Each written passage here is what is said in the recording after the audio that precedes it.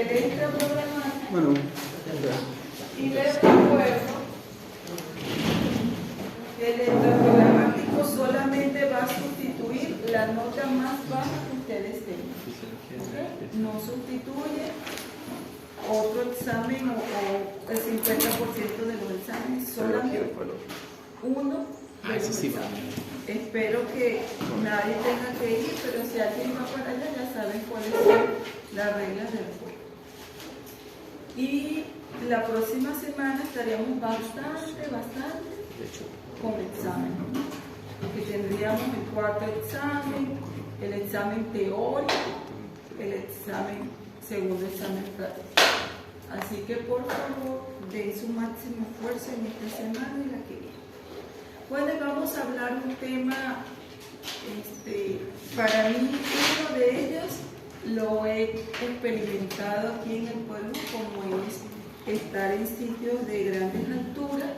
Sin embargo, el buceo, de verdad, si no tengo nada de experiencia, chicos, no les tengo ninguna historia que contar, pero bueno, nos toca aprender un poquitico, porque yo no sé de aquí quiénes se perfilan a hacer algo de eso en algún momento de su vida. Vamos entonces a estudiar hoy qué pasa en esos medios especiales a nivel de la altura y del buceo. Y bueno, aquí tenemos nuestra imagen que nos hace recordar que en estos sitios altos, ¿verdad? Que yo a veces digo, porque la gente se fue para allá a vivir con tanta incomodidad, ¿no? Pero se fueron y se quedaron. ¿Por qué se quedaron?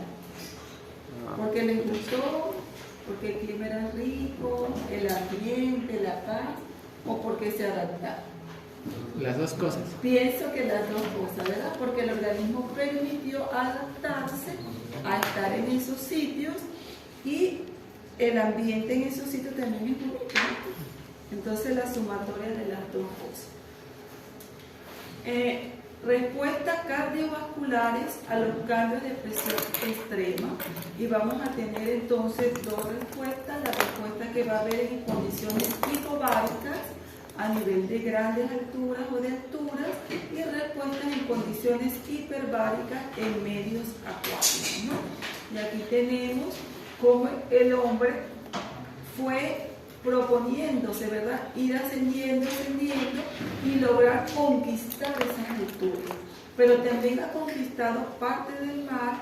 Sin embargo, si nosotros escudriñamos las escrituras, vemos que el Señor no va a permitir que más allá pase, porque ese territorio no es para el hombre, ¿no? La Biblia no sugiere introducirnos más allá de los límites dados por Dios. Pero bueno, vamos a ir conversando primero de la altura, y podemos decir que irnos a sitios altos con grandes alturas implica algunas cosas. Implica que tenemos menor presión barométrica, menor presión parcial de oxígeno, menor temperatura, menor humedad del aire, mayor velocidad del viento, mayor irradiación solar, mayor luminosidad. Y es verdad, yo cuando estaba en Juliaca, yo me enamoré del cielo de Juliaca. Me parecía que estaba más cerca del cielo, lo veía más azulito, más lindo, no sé, me impresionaba el color tan lindo que tiene el cielo allá. Pero también sentía esto, que el sol era bien fuerte, ¿no? Uno salía y caminaba media cuadra a mediodía y tu cabeza extremadamente caliente. Yo decía, pero bueno, estoy más cerca del sol también, ¿no? Entonces debo de percibirlo quizás más. Pero esto es verdad, y ahí también, pues en Juliaca, la ciudad de los vientos, había momentos que el viento era terrible, ¿no? Allí, y ciertos momentos del año se sentía más. Entonces sí es verdad que todo esto nosotros podemos tener que vivirlo cuando nosotros vamos a estos sitios de altas alturas, ¿no? Aquí tenemos un dibujito que a mí me pareció bastante interesante, que está en el internet, donde cómo estamos nosotros aquí, y fíjense, a medida que vamos ascendiendo, altura baja, ¿verdad? Y aquí altura media, altura alta y altura extrema. Fíjense cómo a estas alturas el hombre también es capaz poco a poco de adaptarse, modificando también su alimentación, su estilo de vida allí, el abrigo, todo lo que implica todo poder subir a estas grandes alturas o alturas extremas, ¿verdad? Por encima de 5.500. En estos sitios los médicos cuando van, muchos no se adaptan y tienen que bajar. Los salarios son un poco más altos ahí también, para los que están pensando en cuánto van a ganar. Creo que ahí pagan muy bien, porque yo estaba en Juliaca a 4.000 y tanto, pero por encima de eso sé que estarían las ofertas salariales. Pero me decían, no doctora, ya casi no va mucha gente, los médicos van, pero se quedan 3 meses, no van a conocer. Entonces hay un constante cambio de médicos en estas alturas extremas. Entonces hablamos de alturas extremas cuando están por encima de esos rangos. Y bueno, alturas moderadas, entre 1.500 y 3.500 metros sobre el nivel del mar, y grandes alturas, 3.500, 5.500, y aquí ya es extremo, ¿no? Pero sí hay adaptación todavía allí, y ahí las personas, muchas logran adaptarse, otras no. Pero ya tenemos aquí una incógnita donde dice vida imposible. ¿Qué pasa por acá, no? Ya ahí no se adapta el organismo, ahí fallecen. Acuérdense cuando empezaron a escalar las grandes montañas, ¿no? ¿Por qué morían? Porque a veces querían llegar rápido, ¿no? Entonces no es así, te tienes que ir adaptando. Entonces los que entendieron la adaptación, la ingesta de líquido, cómo superar o cómo enfrentarse al frío, son los que han logrado colocar su linda bandera en esos sitios tan altos, ¿no? No sé ahorita qué país el que llegó al pico más alto. ¿Quién? ¿El país? No me recuerdo ahorita. El que colocó su primera banderita. ¿Por qué? Porque los médicos, incluso la historia diciendo, los médicos que estaban allí orientando pudieron entender, ¿no? Cómo calentarlos, cómo hidratarse y todo eso, hasta que poco a poco lograron eso que pareció un reto muy importante para la humanidad, pero que para mí yo no sé qué tanto sentido tiene ir a subirse, llevar frío y morir, pero bueno, hay gente que le gusta eso y hay que respetar también eso. Entonces vamos a tener respuesta cardiovascular cuando nosotros llegamos a esas alturas, una respuesta que va a ser inmediata, que usted la va a percibir apenas usted va ascendiendo, y una de adaptación o también llamada aclimatación, donde ya el organismo va a empezar a adaptarse, a poder permitir llegar a tener sus funciones con normalidad, ejerciendo algunos cambios. ¿Qué pasa en la respuesta cardiovascular inmediata? Vamos a tener a continuación una gráfica donde vamos a ver los diferentes cambios que van a haber en respuesta a las primeras horas y minutos que vamos a estar allí. Entonces estas son las abreviaciones del cuadro que sigue a continuación. Entonces fíjense aquí, me van a ayudar porque estos colorcitos son medio extraños. Aquí tenemos un estudio, ¿verdad?, donde nos presenta qué pasa cuando el paciente, digámoslo así, está llegando, ¿verdad?, a esta hora. ¿Qué pasa 20 minutos después? ¿Qué pasa aquí 20 minutos después y 20 minutos después? ¿Qué pasa con algunos parámetros que evaluaron? ¿Qué pasa con la ventilación? ¿Qué pasa con la eritropoyesis? Con la presión arterial media y con el oxígeno y con su... A ver quién me traduce. El ritmo cardíaco. Entonces, ¿qué pasa? Vamos a ver aquí qué pasa con la ventilación alveolar. Fíjense, estamos aquí al principio. Incrementa igual. Incrementa, luego va descendiendo hasta que luego ya se va adaptando allí. ¿Qué pasa aquí con la eritropoyesis? El organismo comienza o dispara dispara que la producción de eritropoyetina, ¿verdad? Sí. Para que aumente los glóbulos rojos, para que lleven más oxígeno, porque hay falta a ese nivel, hasta que ya el organismo logra entonces adaptarse. Vamos a ver otro parámetro aquí, la presión arterial media, aquí, la segunda, a ver, esta, ¿no? Entonces fíjense que aquí no hay cambios, No hay cambios. a este nivel no pasa nada, nos mantenemos igual. Al igual, vamos a ver a ver, traduzcan aquí, el oxígeno, a ver los que hablan inglés aquí, que no me traen mi traducción, a ver, ayúdenme aquí chicos, Los del mismo, chicos. a ver, Naren, aplazado en inglés todo, lo devolvemos, entréganos los certificados, vuelvan otra vez. El volumen. Sí, porque Consumo de oxígeno. Ok, entonces fíjense el consumo de oxígeno. Esto que está aquí baja un poquito. Aquí realmente, miren, asciende, pero en poco tiempo se logra mantener en equilibrio, ¿no? En equilibrio. Y aquí, ¿qué pasa? Vamos a ver aquí. Es el mismo tiempo, 1:10. 1:10.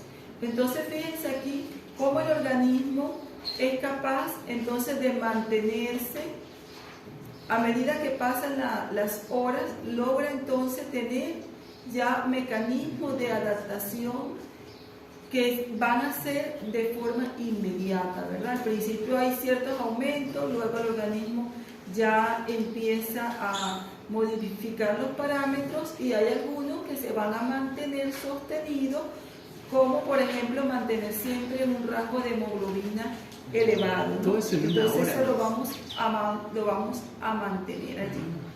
Pero entonces podemos decir que hay que tener en cuenta cómo se llega también a la hipoxia en las alturas cuando nosotros llegamos.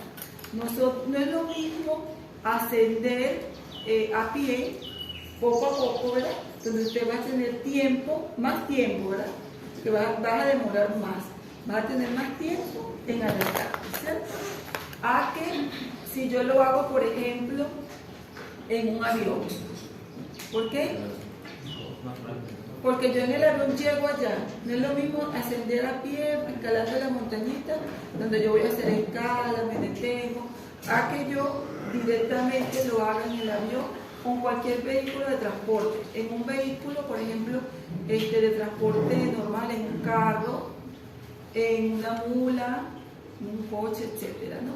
O en un avión que va a ser allí más rápido. O si yo no quiero tener problemas con mi oxígeno, entonces yo me voy ahí en una cámara tipo bárbara. De verdad que no las he visto, pero bueno, ahí están los pero en ese dibujos caso para que... es mejor ir a pie, ¿verdad? Sí, o sea, para la adaptación, si ustedes ven las películas de esas personas que van escalando, ¿cómo lo hacen? A pie. A pie y por escalas, ¿no? Ascienden un tramo, descansan, pasan ahí unas horas, un día, 2 días. ¿Qué significa eso? Que tu cuerpo se está adaptando, creando mecanismos para que tú puedas proceder. ¿Por qué fallaban las expediciones?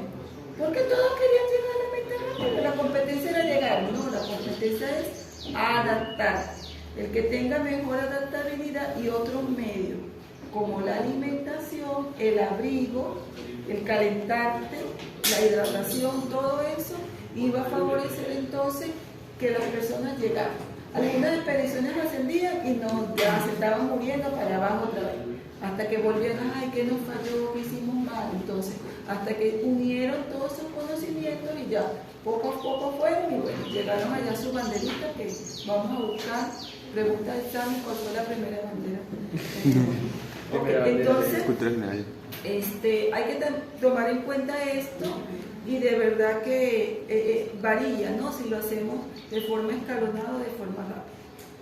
Entonces, los cambios de respuesta inmediata, vamos a ver incremento inmediato de la frecuencia cardíaca, también aumenta la frecuencia respiratoria y eso es verdad, cuando uno está allá, las primeras horas el corazón tú te lo sientes, taca, taca, taca. Yo cuando llegué a medianoche, el corazón latiendo. Bueno, yo no sabía que me iba a pasar tantas cosas, ¿no? Pero sí, es una realidad, aumenta tu frecuencia respiratoria, aumenta tu frecuencia cardíaca, el volumen sistólico no varía o se reduce, aumenta el gasto cardíaco, se bombea más sangre, ¿verdad? Hay incremento de la presión arterial por diferentes mecanismos, por esfuerzo, por respuesta simpática, por incremento de la viscosidad sanguínea, el mismo frío te aumenta, ¿no? Vasodilatación por hipoxia a partir de estas grandes alturas de 5.000 metros que compensa el incremento de la viscosidad. Entonces aquí vamos a tener mecanismos de vasodilatación cuando ya estamos ante altitudes muy extremas, ¿no? ¿Y qué vamos a ver? El incremento de la presión arterial pulmonar, por eso es que estuvimos hablando de la presión arterial pulmonar, como respuesta a la hipoxia del tejido pulmonar. Por eso muchas personas que van a la altura, si tienen algún problema ya de per se de la presión arterial pulmonar, entonces hay que considerar si es beneficioso o no seguir allá, o definitivamente tienen que bajar con los estudios pertinentes. ¿Qué vamos a ver? Vamos a ver cambios en el tono del cierre de la válvula pulmonar, facilita una mejor redistribución hemato-alveolar y mejora la captación de oxígeno como mecanismo de respuesta. También vamos a encontrar poliglobulia inmediata.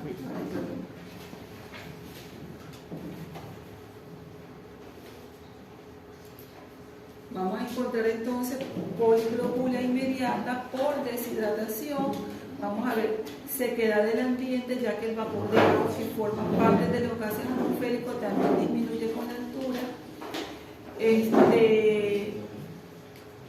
Se produce polisistemia, sí, compensatoria, ¿no? Que compensa el descenso de la presión de oxígeno arterial. Y esto es importante recordarlo porque nuestro paciente cuando sube a la altura tiene que hidratarse bien. Y es lo que ustedes ven allá que les dan a los pacientes, les dan caldo, les dan mate, los hidratan bastante, todo calientito, utilizan algunas infusiones especiales allá con la finalidad de que el cuerpo esté caliente y esté hidratado para disminuir estas molestias. Aquí no se vio completamente, pero la hipoxia renal activa el sistema renina-angiotensina con incremento de la presión arterial sobre todo de la... Ay, no se ve allí, ustedes no lo pueden, no se lo pasé al delegado. Ok, pero tenemos entonces también que el sistema renina-angiotensina se va a estimular allí. Entonces tenemos todos estos mecanismos de respuesta inmediata y aquí podemos ver en este cuadrito cómo los cambios, ¿no? Los diferentes cambios de presión barométrica a medida que vamos ascendiendo, ¿qué va pasando? Cuando yo asciendo en altitud, ¿qué pasa con la presión barométrica? Disminuyendo, ¿verdad? Y aquí, aquí vamos a tener también cambios a nivel de la presión de CO2 en los alveolos, a nivel de lo que es la saturación y a nivel de... si estamos respirando aire puro o respirando aire normal. Entonces fíjense ustedes allá qué pasa con la saturación de oxígeno a la altura. Tiene otros parámetros de normalidad. Cuando yo estuve allá, para mí fue muy difícil tomarle al principio la saturación a un niño que me reportase 89, porque ya en mi mente por debajo de 94 ya el paciente estaba mal, ¿no? Pero allá tener 89 un niño está bien. Tener 87 está bien.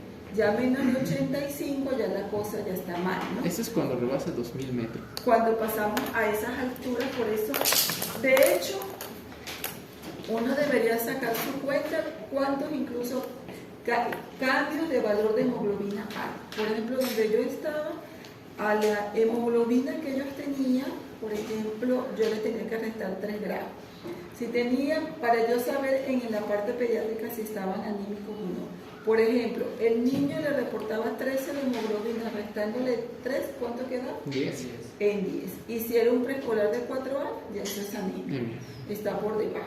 Pero si tenía 10, si era un lactantico de 6 meses, yo pudiera jugar que es la anemia fisiológica y quizás tenerlo como parámetro normal. Entonces era importante saber, depende de donde tú estés, cuántos gramos le vas a disminuir a la hemoglobina para poder interpretarla como normal. Y allá se manejan parámetros de 18 de hemoglobina, 19, 17, entonces a eso tú le restas y entonces quedaría en el rango de normalidad que nosotros conocemos como normal. Pero también con la saturación tenemos que estar pendientes porque también hay parámetros aceptables dependiendo a la altura que tú estés. Entonces, ese es un dato que también nosotros tenemos que considerar allá. Y aquí están entonces los parámetros de valores de personas que están aclimatadas, que están adaptadas, ¿verdad? Ya estar allá, donde sus presiones de CO2 van a variar y su presión y su saturación también va a estar diferente, adaptada. Entonces yo veía que un paciente que tenía 90 de saturación estaba bien. Cada persona varía. O sea, una persona tenía 92, yo por lo general siempre tenía 94, mi hija tenía 92, hay personas que tienen 90, 91, 89, 87. Entonces tú vas a tener parámetros diferentes con otras personas, pero va a ser tu propio parámetro para evaluar. Y que es bueno que la persona sepa, porque en la pandemia del COVID esto era un dato muy importante. ¿Cuánto maneja usted de saturación? Ah, no, yo siempre estoy en 92 y ahorita tiene 89, ¿entiendes? O sea, tú siempre manejas 92 y ahorita te dio el virus del COVID y ya estás en 89 en 2 días de enfermedad actual. Entonces era factor de riesgo poder saber interpretar allí ese dato, ¿no? Ese era un dato que para mí era muy importante. Entonces hay que tener en cuenta los siguientes factores, como cuando hablamos ya de adaptación, habíamos mencionado algunos de estos: la sequedad del aire, el frío, la alimentación y la postura. Y esto es fundamental allá, ¿verdad? El estar bien abrigados, tener una alimentación diferente. Para mí fue, y todavía yo no me adapté mucho a esa alimentación, de verdad, a esos caldos en la mañana, no, caldos a toda hora del día. Sí, de verdad, porque desayunan con caldo, cenan con caldo, y mates. O sea, eso es típico de allá, ¿no? Yo de verdad no vengo de estar así, pero sí tienes que tener una alimentación adecuada que te ayude, ¿no?, a mantenerte con buena nutrición allí, un buen abrigo, y pues también considerar las costumbres porque nos pueden ayudar, ¿verdad? Cuando las personas van para allá, ¿quién les ayuda a seguir sobreviviendo los que viven allá? Si te pones mal, ¿qué hacen? No, tómate esto, descansas esto y esto. Y las mismas personas te van ayudando. Entonces hay que respetar allí también y conocer las costumbres para poder adaptarnos a eso. ¿Qué vamos a ver entonces como respuesta de adaptación? Vamos a ver hipertrofia ventricular derecha por el incremento de la presión arterial pulmonar, la cual no revierte totalmente ante el suministro de oxígeno. Se puede haber desviación de la onda QRS hacia la derecha.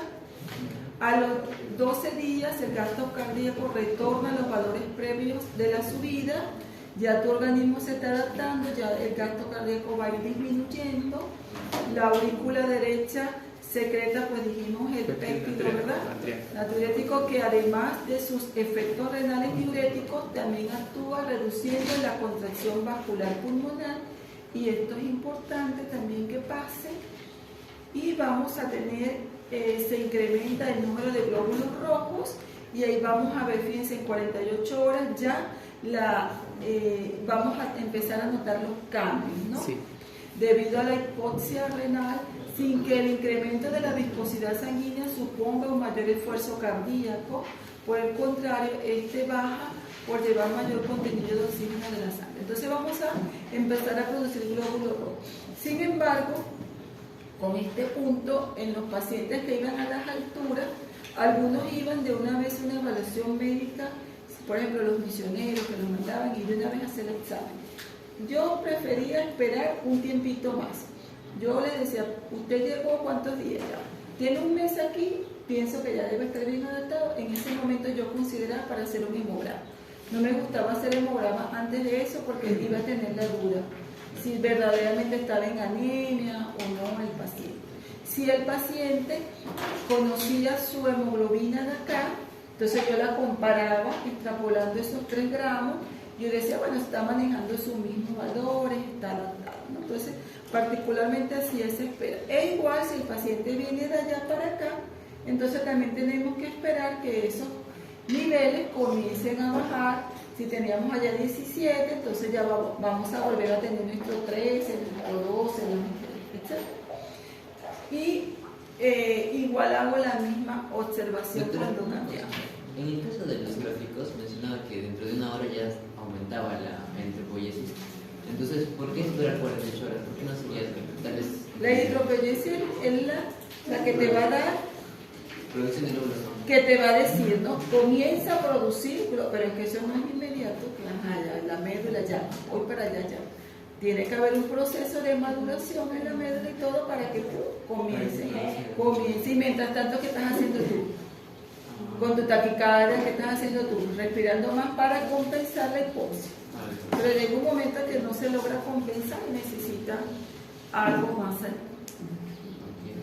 El riesgo coronario no se modifica e incluso disminuye, pero se optimizan los mecanismos de extracción de oxígeno manteniéndose el metabolismo aeróbico. Hay evidencia de un incremento del tamaño del cuerpo carotídeo también allí. Entonces estos serían los mecanismos generales de adaptación.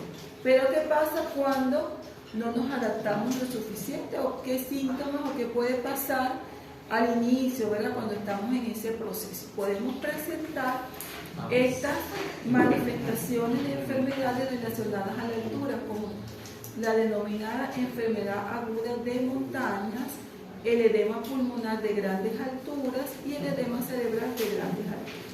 Entonces vamos a describir algunas manifestaciones clínicas de esto. La enfermedad aguda de la montaña, vamos a encontrar cefalea.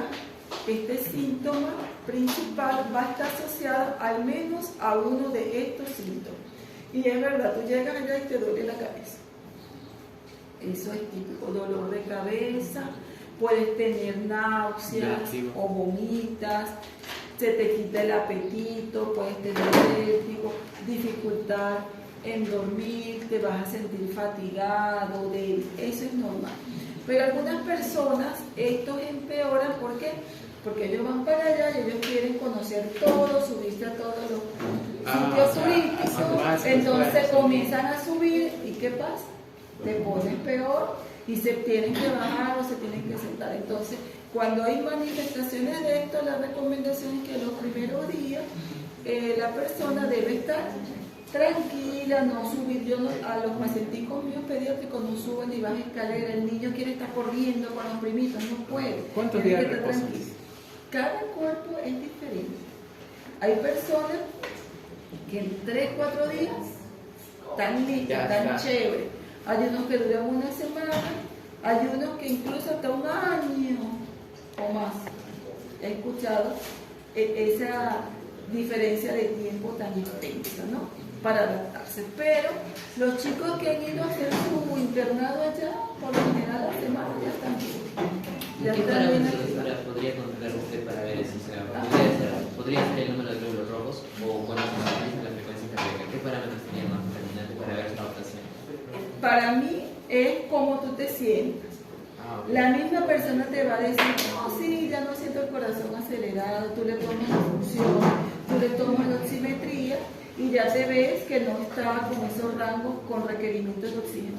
Porque a veces el paciente llega y tú le tienes que dar oxígeno unas 4 horas y ya con eso se mejora, le das oxígeno 12 horas Y al día siguiente tiene su saturación en 89, 92 y está bien, ¿no?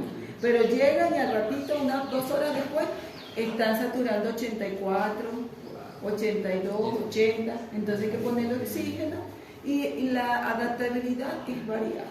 O sea, para mí no hay un estándar allí. Cada cuerpo responde de forma diferente y hay algunos que no se adaptan, que hay, como dice aquí, bajarlo. Ya van a ver allí lo que podemos hacer. Entonces esto sería quizás lo más sencillo que nosotros podemos experimentar, que nos duele la cabeza, que nos sentamos como débil, no tenemos apetito, pero tenemos que comer, tenemos que hidratarnos, porque si no nos vamos a poner peor. ¿Okay? Y vamos a tener todas estas manifestaciones clínicas, pero algunos van a tener complicaciones. Y estas son las complicaciones que sí son graves, que es que podamos hacer un edema pulmonar. El edema pulmonar de las grandes alturas, este paciente va a presentar al menos 2 de los siguientes síntomas. Disnea en reposo, entonces el paciente siente, ¿verdad?, que no puede respirar, que le falta el aire, puede tener tos, va a tener debilidad, congestión pulmonar que podemos ver. Y este paciente le vamos a ver desaturado, va a tener requerimientos de oxígeno, pero también se puede complicar gravemente y tiene que ser hospitalizado para atenderlo y favorecer el descenso de la altura, ¿no? Entonces, esto es importante que nosotros podamos evaluar. A veces los pacientes llegan a las emergencias allá y no te dicen que vienen de acá de Lima. Entonces, tú, hablando con ellos, hay algo que te hace saberlo, ¿no? Y a veces vienen porque tienen un cuadro incubado, se fueron aquí con una virosis, entonces llegan allá con una virosis que se empeora. ¿Por qué? Porque todo esto va a favorecer que te empeores, ¿no? Y te consultan porque no, yo vengo porque tengo tos. Pero era la tos que ya tenía acá. Pero cuando tú lo examinas, entonces te das cuenta que hay otros síntomas que no te cuadran mucho con ese cuadro gripal. Y ahí es donde te dicen, no, es que yo llegué a Juliaca hace 2 días.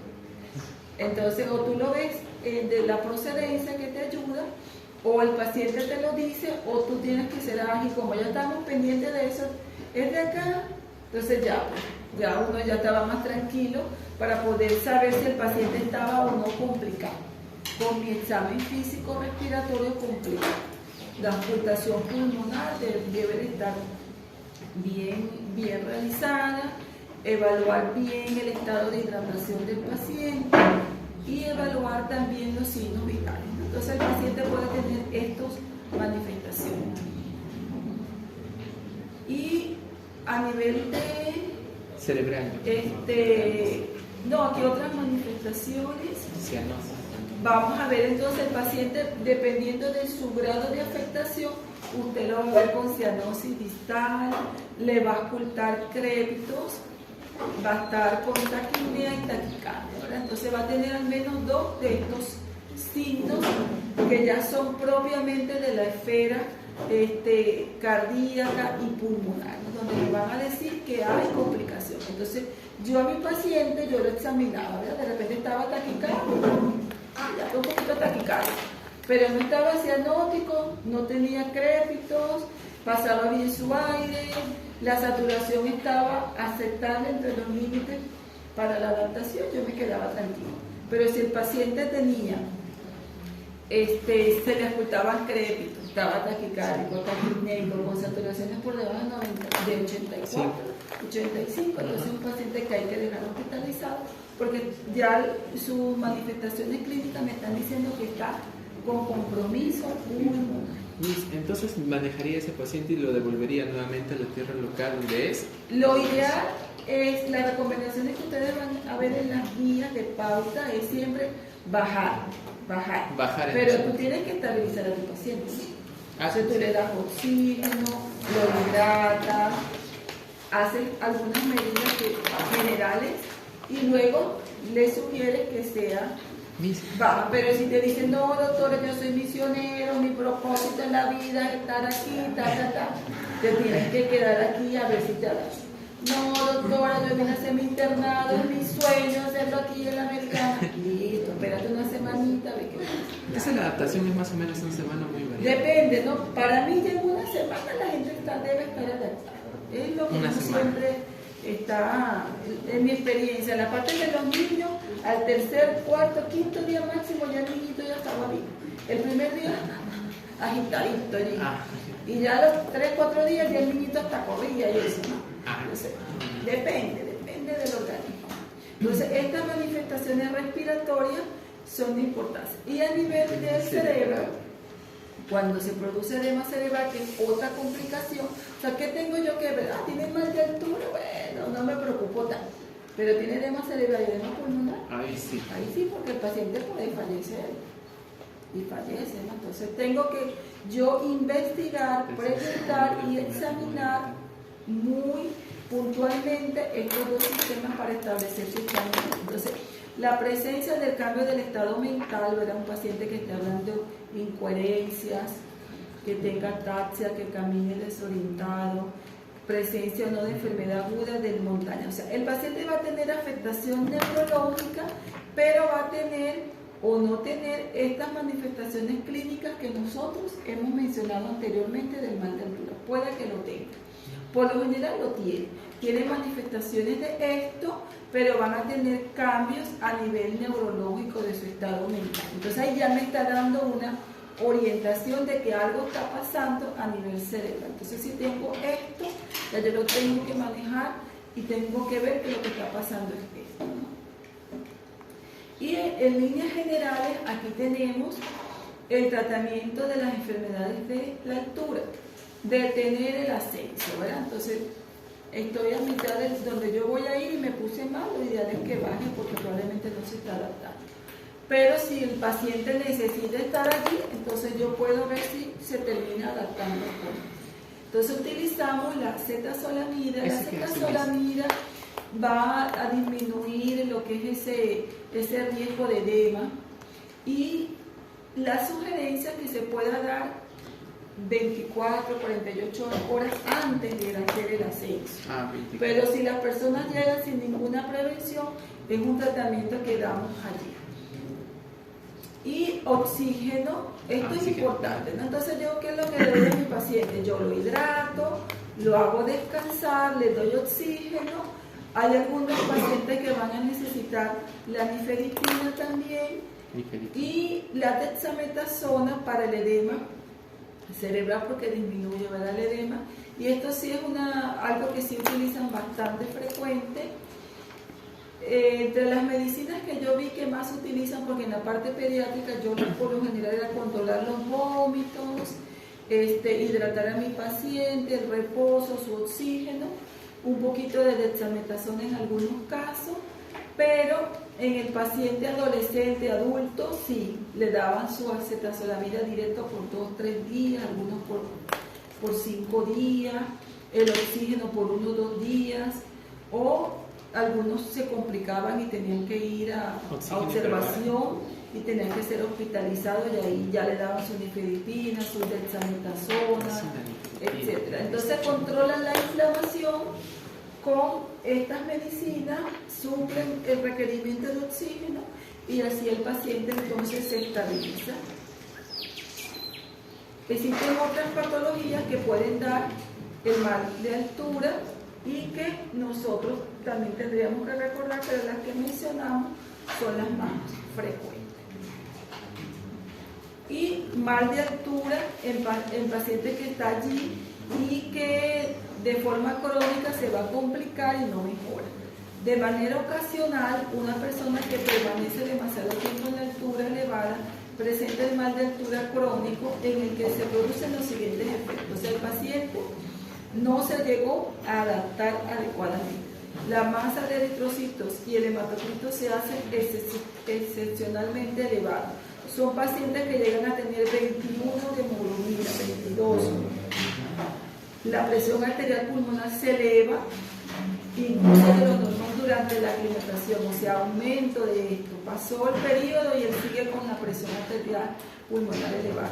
Se produce una gran dilatación del lado derecho del corazón, hipertrofia ventricular derecho, comienza a disminuir la presión arterial periférica, se produce insuficiencia cardíaca congestiva y con frecuencia se produce la muerte, salvo que se traslade una persona a una altura menor. Entonces, aquel paciente que lo podamos catalogar como un mal de altura crónico, lo recomendable es que ese paciente salga.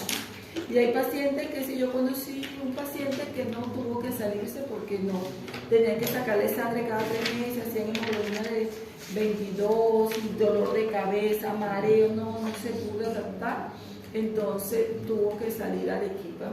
Eso siempre y cuando tenga factores de riesgo, dice. Sin factores de riesgo también. Responde. ¿Cómo te digo? Depende de tu organismo, ¿no? Depende de tu organismo. Bueno, entonces aquí tenemos que ver las causas de la secuencia de los acontecimientos probables. Son triples. Primero, la masa del eritrocito aumenta tanto que la viscosidad sanguínea se incrementa varias veces. Y este era el caso que yo les estaba diciendo, que le dolía la cabeza, que le daba mareo, que tenía 22 de hemoglobina. Segundo, se produce vasoconstricción de las arteriolas pulmonares debido a la hipoxia tisular. Y tercero, el espasmo arterial alveolar deriva la mayor parte del flujo sanguíneo a través de los vasos pulmonares no alveolares, produciendo entonces de esta manera un flujo sanguíneo de cortocircuito pulmonar excesivo en el que la sangre se oxigena poco, lo que complica más el problema del paciente, ¿no? Entonces estas personas deben de bajar de la altura. Ahora vamos al buceo, donde existen también mecanismos que tienen que ser conocidos por las personas que quieran ir a bucear. Si usted tiene inclinación por esto, tiene que conocer qué es lo que pasa, porque si usted no sabe, usted va a fallecer allí debajo del agua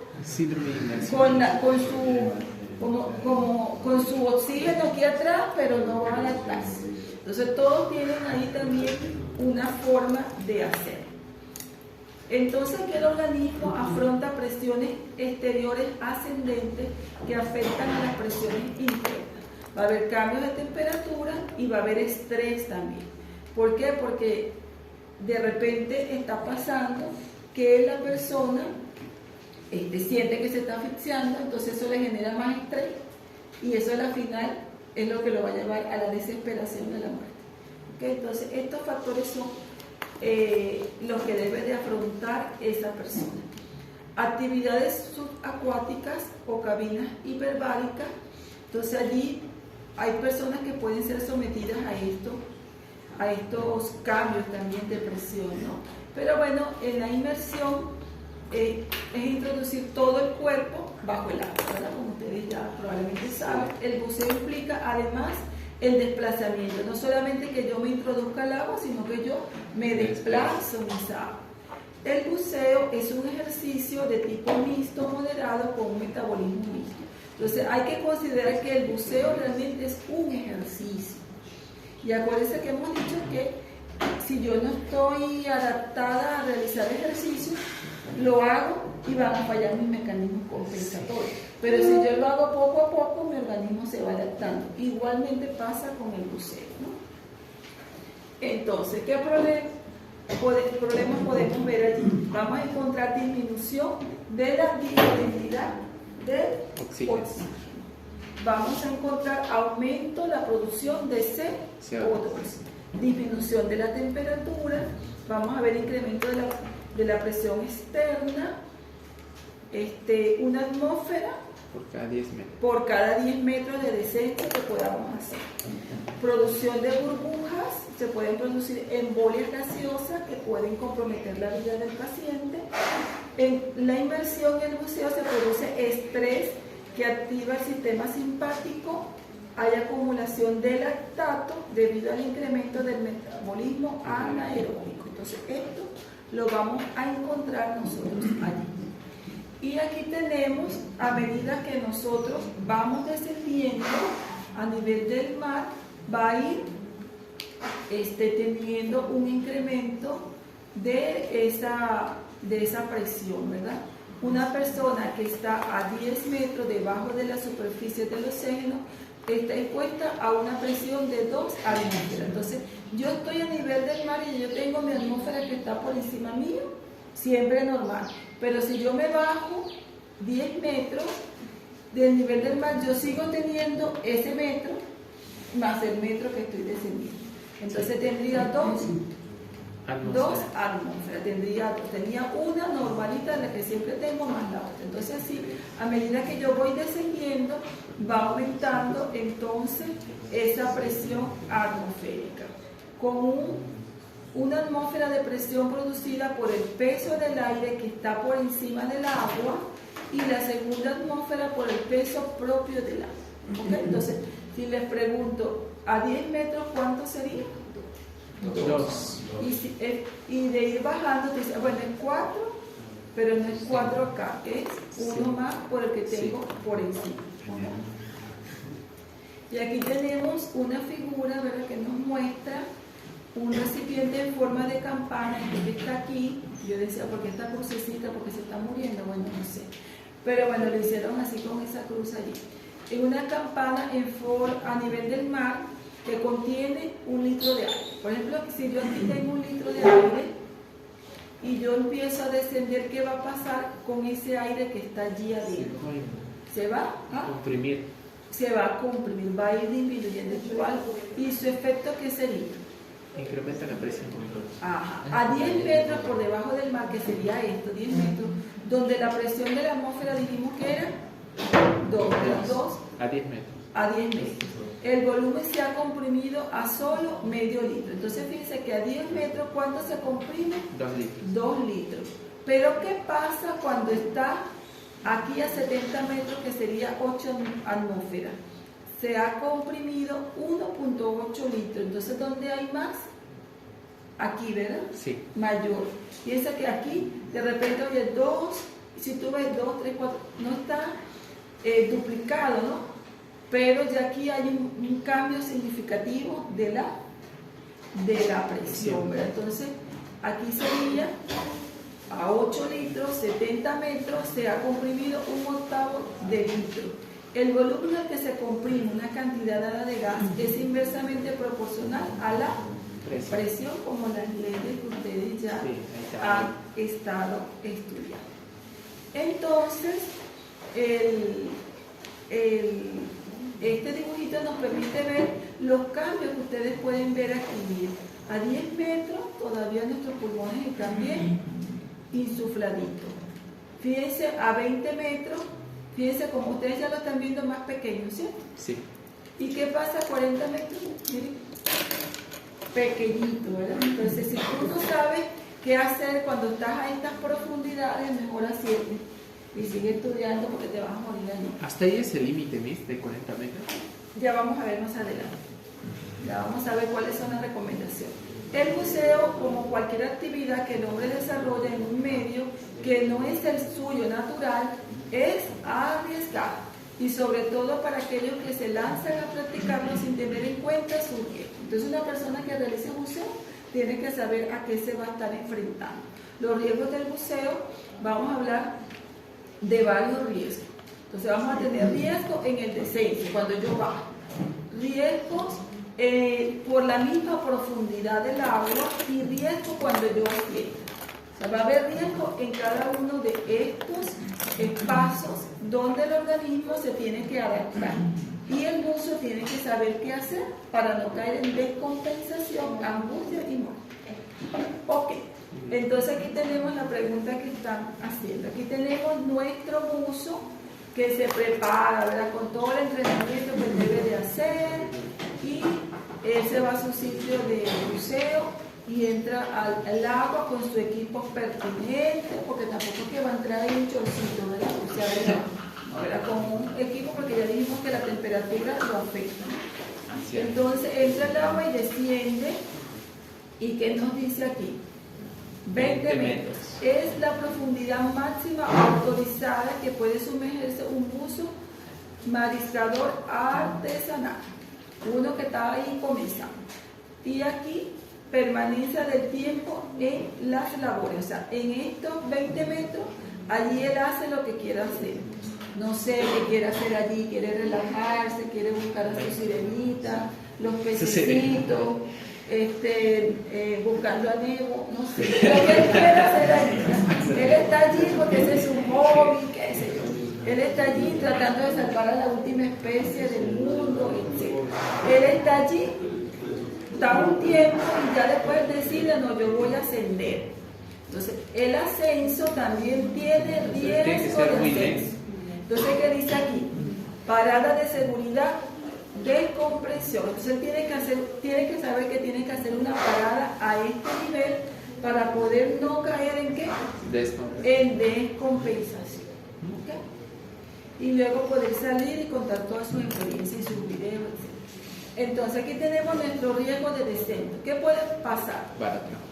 Puede haber barotrauma, haber accidentes de oído. El oído guarda una estrecha relación con el sistema respiratorio porque por los cambios de presión hidrostática pueden afectarlo enormemente. Entonces, el incremento de la presión durante la inmersión puede producir dolor a nivel de oído e incluso llevar a provocar una lesión de tímpano si no se produce el equilibrio necesario entre la presión del interior de esta membrana y la del exterior. Entonces, ¿qué son algunas técnicas que utilizan ellos? Tragar saliva, el efecto al que debemos acompañar de movimientos masticatorios. Entonces, ¿qué hace esto cuando siente dolor y molestia de oído? Esto es lo que tiene que hacer.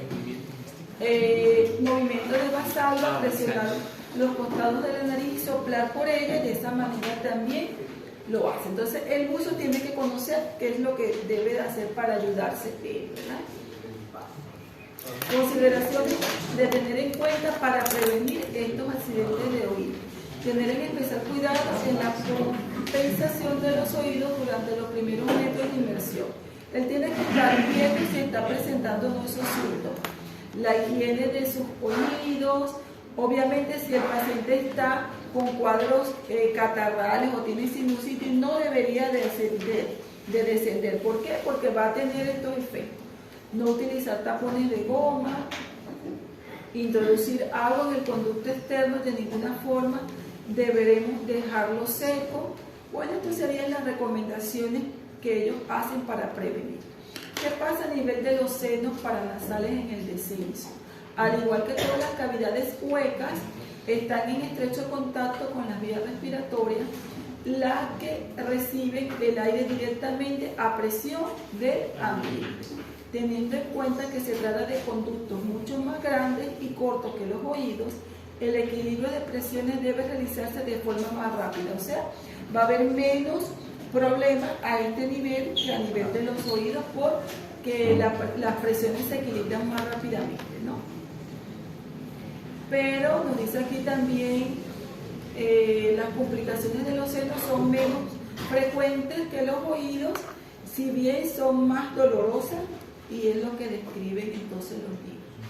Normalmente el barotraumatismo en los senos paranasales es a consecuencia de obstrucción de uno de los conductos. Por eso el buzo tiene que ir sin ninguno de estos conocimientos, que sepa que tiene un cuadro agudo infeccioso que ya va a favorecer que él se va a complicar.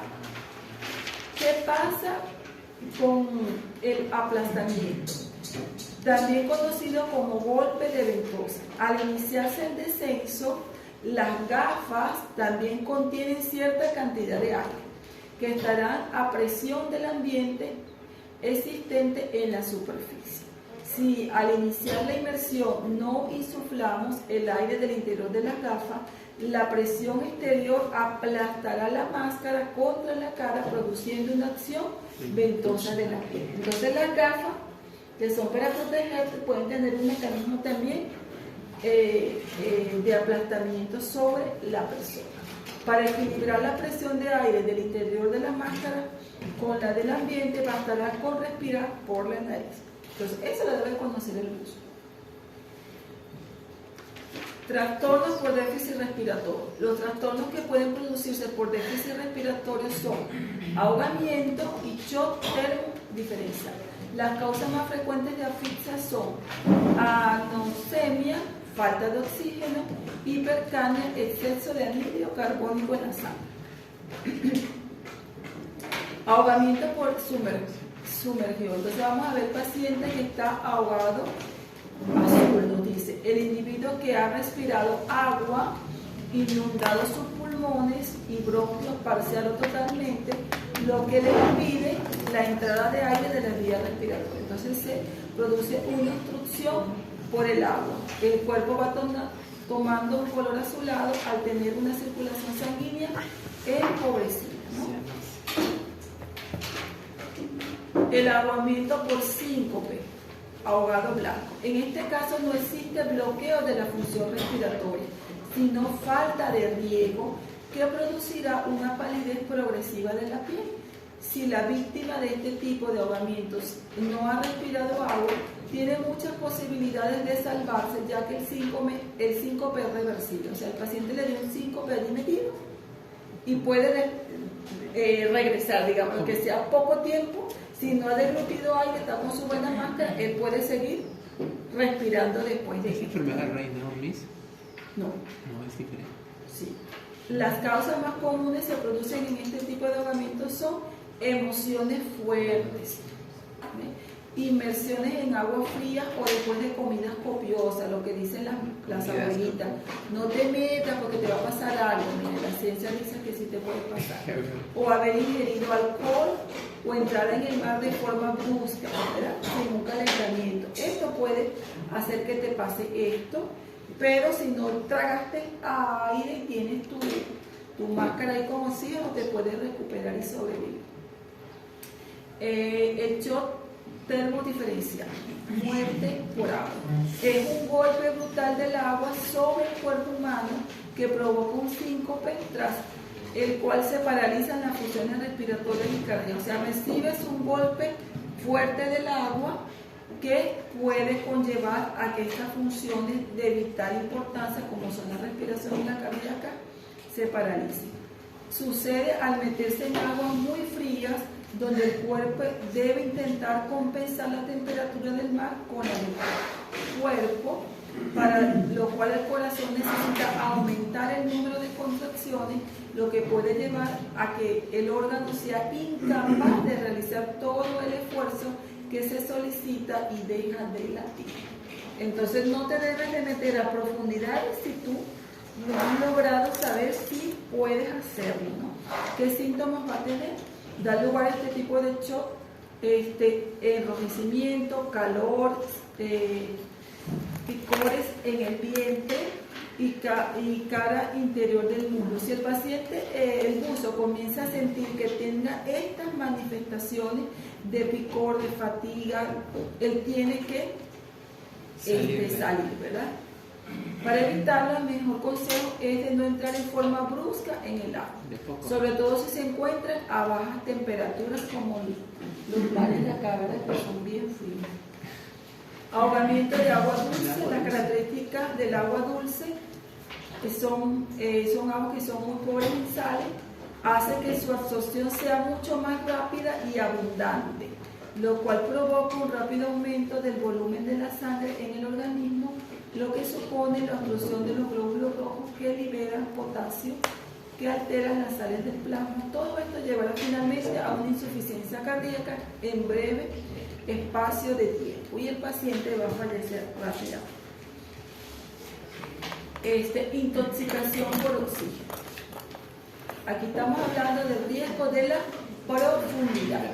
Okay, entonces ya descendimos, pero ¿qué riesgo tiene cuando nosotros nos metemos a profundidades no autorizadas o no adaptadas? No cabe ninguna duda acerca de la necesidad de oxígeno para vivir. Ahora bien, debemos saber que es suficiente una ligera alteración en el porcentaje de este gas en los tejidos para que se produzcan alteraciones más o menos graves en el organismo. El organismo va a responder si usted no tiene el oxígeno necesario. La intoxicación puede producirse de forma gradual o por sorpresa, lo cual determinará la sensibilidad de cada individuo. Si bien lo más normal es que se produzca en cadenas de los siguientes síntomas que va a presentar el paciente. En la primera fase, irritabilidad, dolor de cabeza, angustia, vómitos, contracciones musculares, de labios y sed de hambre de aire, ¿verdad? Esa sería la primera fase. La segunda fase puede producirse una pérdida de conciencia y contracciones musculares similares a un ataque epiléptico. El paciente puede presentar esto vamos allí.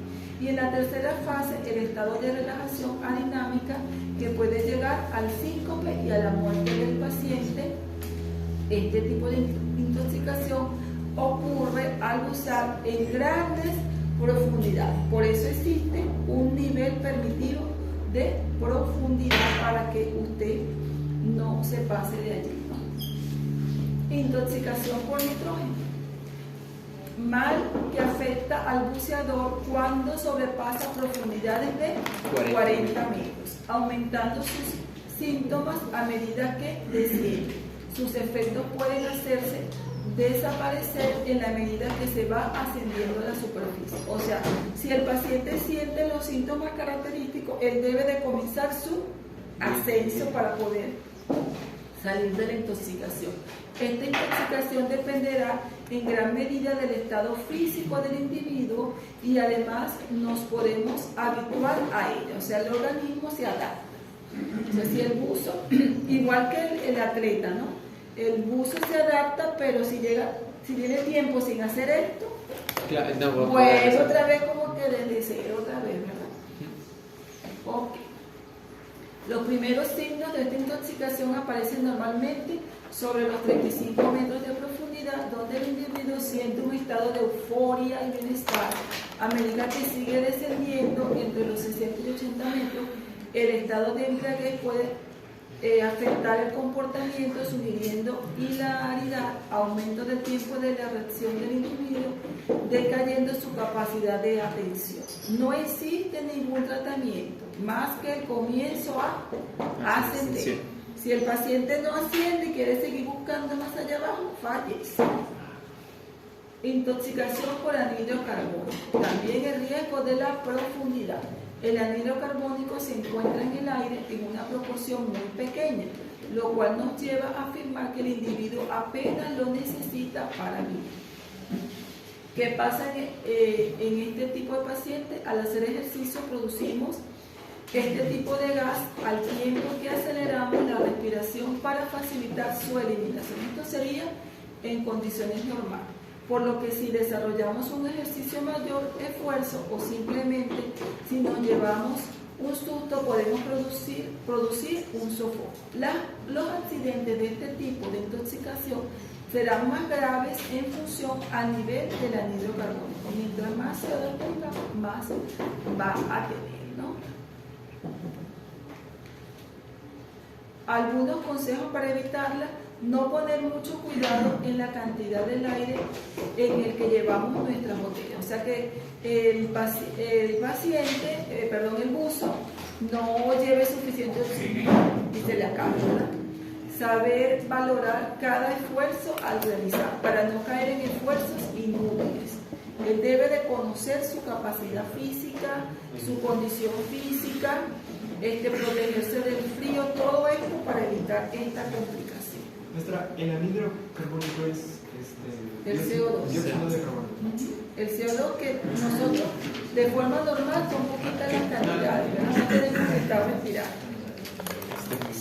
Ahora vamos el riesgo del ascenso. Entonces fíjense que hay riesgo al descender, depende de la profundidad, pero cuando se asciende también hay un riesgo. Sobrepresión pulmonar, embolia traumática. Es uno de los accidentes más graves que puede sufrir el buzo y tiene su consecuencia en la disminución brusca de la presión durante el ascenso.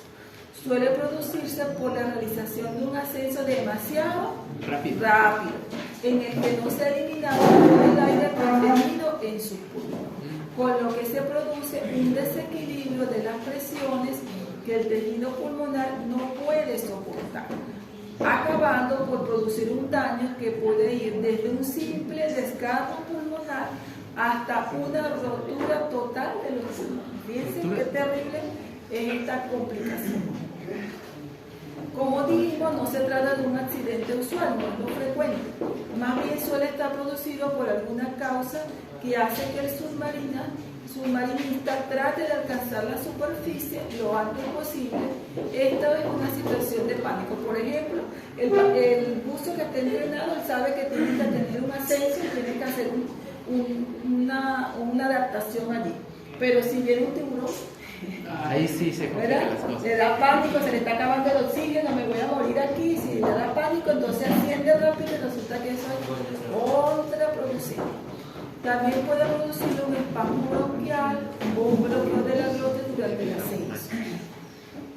Algunos consejos para prevenir este accidente: controlar la velocidad del ascenso, como ya lo dijimos, expirar durante el ascenso, sobre todo al encontrarse cerca de la superficie, no realizar ninguna maniobra del vasalva que está contraindicada, tratar de mantener la calma en situaciones complicadas y controlar el pánico.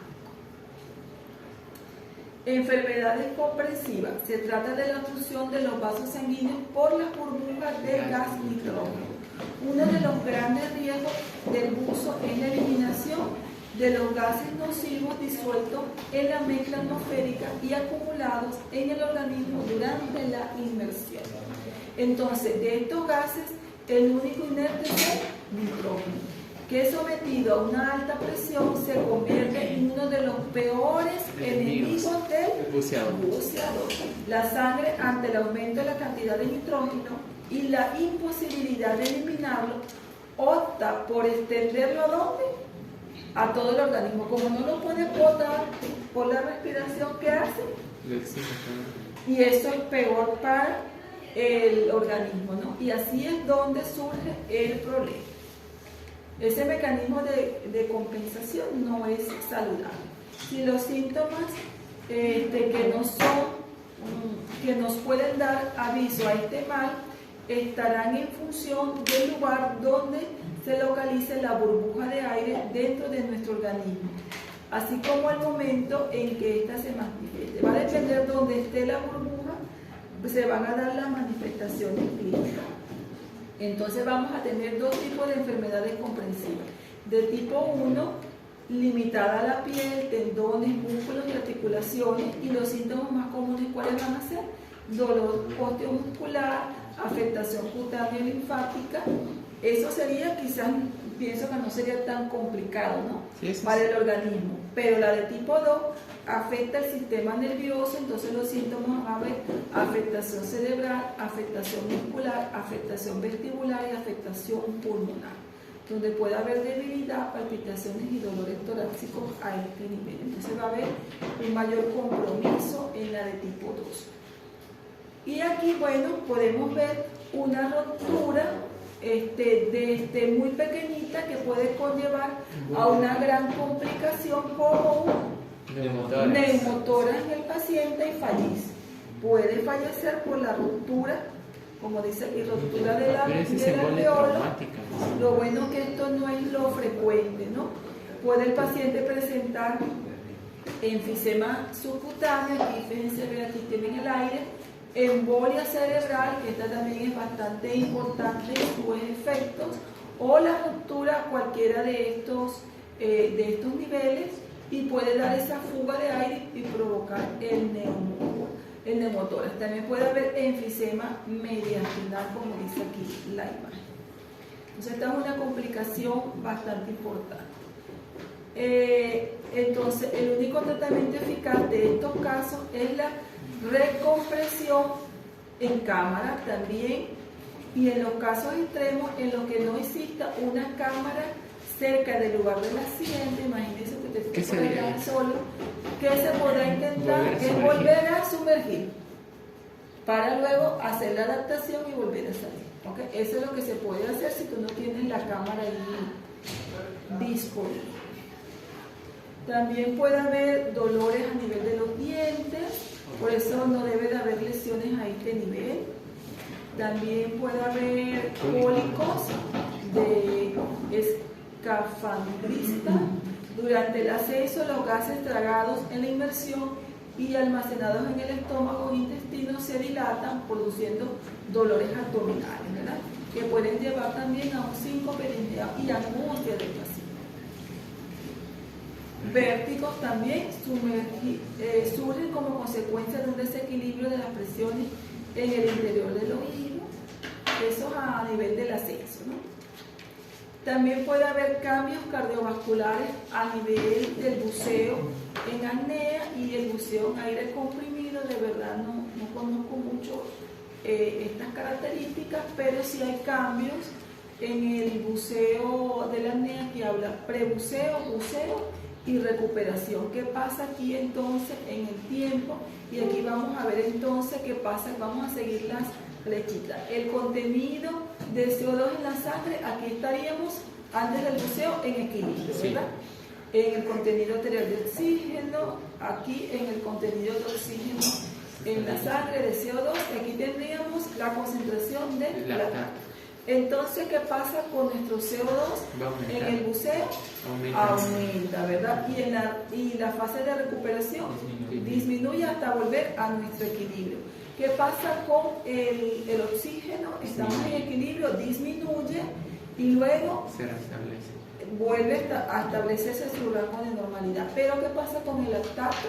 Estaremos aquí en equilibrio. Aquí en el buceo se puede mantener y luego puede haber un incremento que puede descompensar al paciente. Puede haber entonces en la inmersión y buceo de apnea bradicardia de tipo parasimpática, incremento del retorno venoso, aumento de la precardia, del volumen sistólico, aumento del gasto cardíaco, actividades de natriuresis y de la diuresis por el aumento de la precardia. Entonces estas serían las manifestaciones que yo voy a ver cuando el paciente realiza buceo en apnea. Y otras como la vasoconstricción cutánea, renal, esplénica para mejorar el aporte de sangre a los pulmones, corazón, cerebro y músculos activos. Y estos son los mecanismos por los cuales se realiza. Puede haber también incremento de la presión arterial y de la poscarga, aumento del volumen plasmático y poco aumento de la concentración de ácido láctico de la sangre, pero gran eliminación inmediata después de emerger. Y esto es lo que debería de pasar para compensar, ¿no? Y en el buceo comprimido, de aire comprimido, las manifestaciones van a ser bradicardia por inmersión, por incremento de la presión de oxígeno, incremento de la presión arterial por encima de la presión hidrostática e inspiratoria. Y esos serían los cambios que vamos a ver ahí con este tipo de buceo. Gracias, Bueno, del buceo sí no tengo experiencia. Un día. Pero yo me imagino que no es fácil, ¿verdad? Lo importante es que ustedes puedan entender, comprender qué es lo que pasa cuando yo me introduzco en el mar, ¿verdad? Cuando paso los límites permitidos, qué pasa con mi organismo, qué cambios pueden haber, ¿verdad? De adaptación. Y si el buzo va practicando, él puede adaptarse y bucear allí lindo, con sus sirenitas, con todo lo que tiene, ¿no? Listo. Entonces nos vemos a las 9. Gracias. Gracias.